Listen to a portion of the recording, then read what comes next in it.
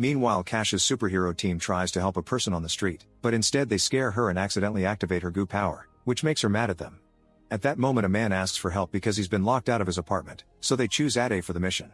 He has to take his clothes off to use his power, and when he starts going through the wall, he ends up getting stuck with his rear end display.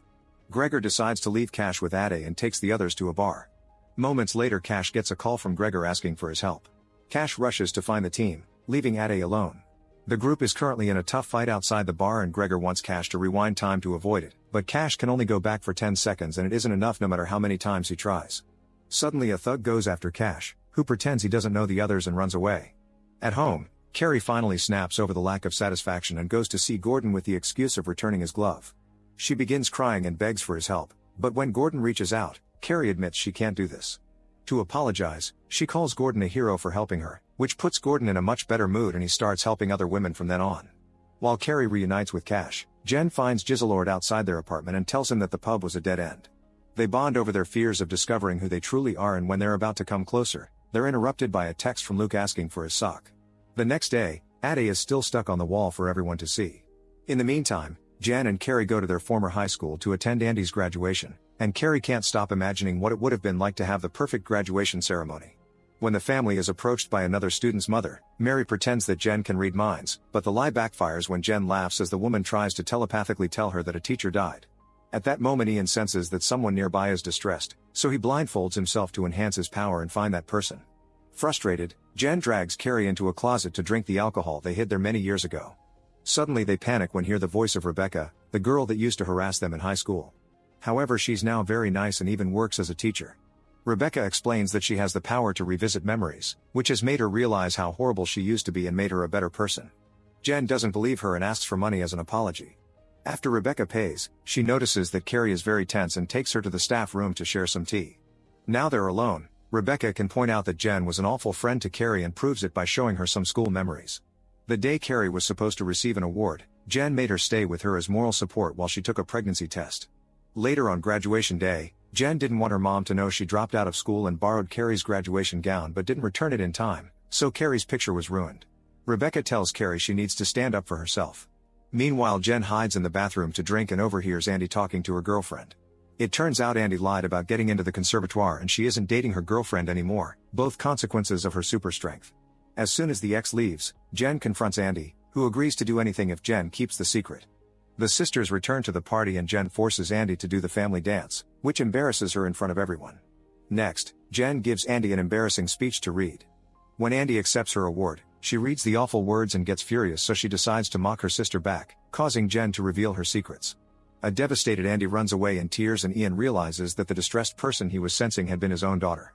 Then it's time for Carrie to give her own speech, but she can barely speak because Jen's family is arguing in the next room and it can be heard from the auditorium. Carrie realizes Rebecca had been right about Jen and leaves to hide in the bathroom. At that moment, Jen comes in and starts ranting about her life, causing Carrie to finally snap and call her out on her selfishness, pointing out that not having powers isn't an excuse to be a bad person. An argument ensues and Carrie ends up running away, leaving Jen crying alone. At the apartment, Gizzlord finds a depressed Cash in the tub, feeling guilty because of how he acted last night. Gizzlord brushes his hair and shows him videos of penguins falling over to cheer him up, but as they browse the video website, they discover a recording of Cash running from the fight has gone viral. Cash's mood immediately tanks again. During the following days, Jen and Carrie won't talk to each other, so Gizzlord has to act as their middleman. One morning, Jen finds red dots on most apartment objects and learns that Carrie has labeled her things to forbid Jen from using them. Since she's rarely bought anything for their home, Jen can only eat a red onion for breakfast. Afterward, Jen goes to a discovery clinic, determined to get those tests done. While filling out the paperwork, she meets Hannah, another girl in her 20s who doesn't have powers. The girls go to a bar and bond over their powerless experiences. Later they see a woman who can change her hair color, and they're so bitter that they go into the bathroom and cut her ponytail as a prank because her power can grow it back.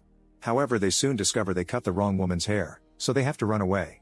At the apartment, Carrie finds Cash's embarrassing video and tells him to apologize to his friends to start over. Cash likes the idea and leaves to search for his teammates, so Gizzlord uses the chance to ask Carrie why she and Jen are fighting.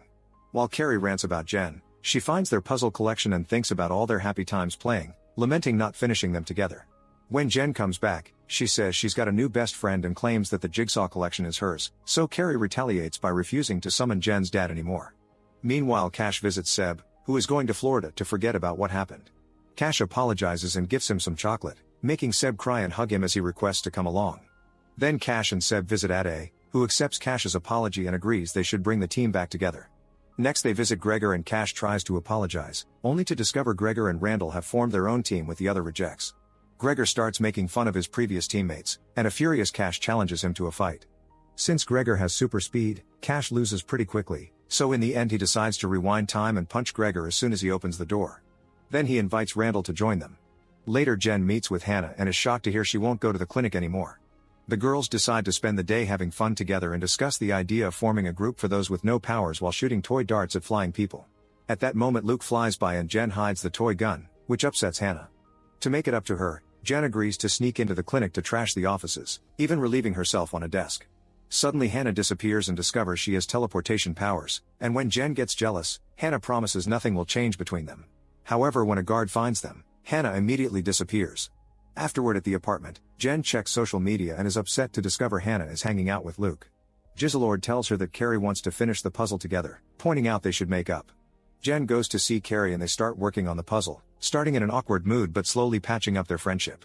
The next day, Carrie takes Jen to the clinic so she can finally finish the paperwork. Trying to be less selfish, Jen asks Carrie about her problems, and Carrie confesses that since Cash has his team back, their relationship is suffering. Afterward Jen tries to sell her eggs to get the money for the treatment, but nobody wants to buy them. Watching Giselord gives her an idea: he should enter a cat show and win, thanks to his human intelligence. However, Giselord refuses to transform because he doesn't want to get stuck again. Meanwhile Carrie goes back to her job at the firm and channels Charles II, who won't stop flirting with her.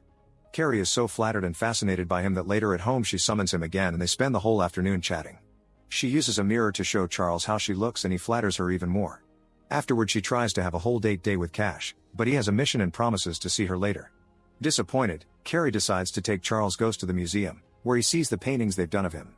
Charles starts flirting with her and Carrie almost kisses his portrait, but a guard stops her just in time. Carrie goes home and hears Jen scream as she discovers Giselord has eaten cat food to transform again. He also left a recording agreeing to be taken to the cat show. When they try to register, Jen uses the cat name from the chip, and everyone gets excited because this cat was always a hit in this contest. Jen searches old show videos and discovers Giselord's talent segment used to be dancing. She tries to make him do the moves now to practice, but Giselord doesn't understand her and she thinks of giving up. However, she listens to Giselord's supportive message again and decides to make him proud, so she makes a plan. When it's time to perform, Jen tries to make the cat jump through a hoop, but he doesn't obey. Then she starts dancing, and Giselord becomes human to join her. They do a wonderful dance together and have fun, but the judges don't approve and they have to leave. On their way out, Giselord tries to apologize, but Jen kisses him instead. In an abandoned building, Cash's team is looking for some dealers and discovers Gregor's team is there too. An argument ensues until they hear footsteps, so everyone rushes to hide in a cupboard. Hours pass and the teams won't come out because Cash doesn't want to share the glory, so the others make fun of him for choosing his own ego over going to his date. At the apartment, Carrie is having dinner with Charles II and having a great time. When things are about to get dirty, Cash shows up and announces he's quitting the superhero business, which makes Carrie happy. However, when Cash chooses pizza and YouTube again, she begins to wonder if they really are a good match. The next day, the newspapers reveal both superhero teams work together to defeat the dealers. Jen wakes up to discover Giselord is painting the bedroom wall, assuming they're a couple now that will live together. After explaining to him this is moving too fast, Jen and Carrie have a chat. Jen gets to talk to her dad again, then she advises Carrie to be honest with Cash.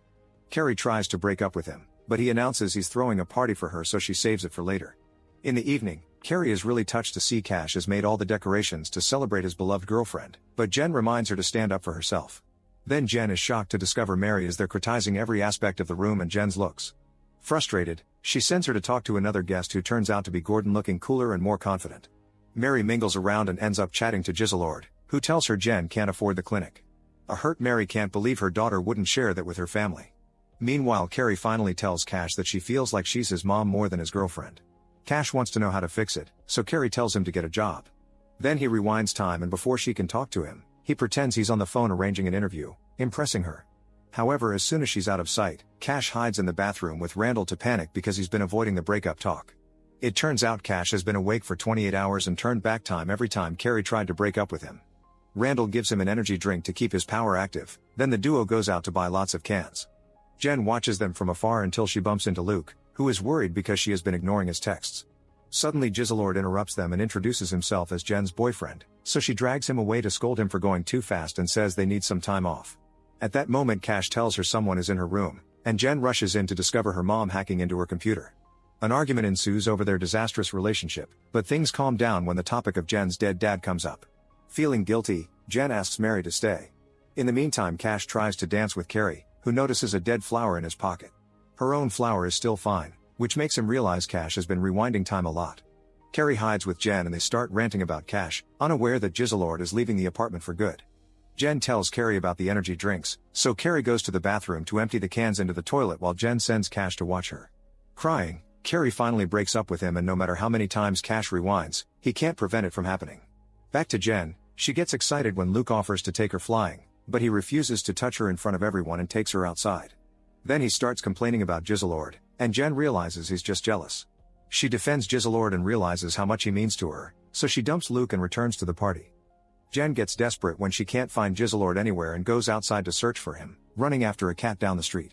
As it starts raining, Jen apologizes to the cat and asks him to be her boyfriend, only for Jizzlord to appear behind her. After the couple shares a passionate kiss, they return to the apartment, and Jen introduces Jizzlord as her boyfriend. Mary wants to help her daughter with the clinic, but it's too expensive for her too, so Gordon cuts in and offers the money. Thanks to selling his services, he's loaded now. The girls hug to celebrate and Jizzlord hugs Gordon, causing him to stain his pants. The next morning, Jizzlord goes to the grocery store and a girl points at him, saying he's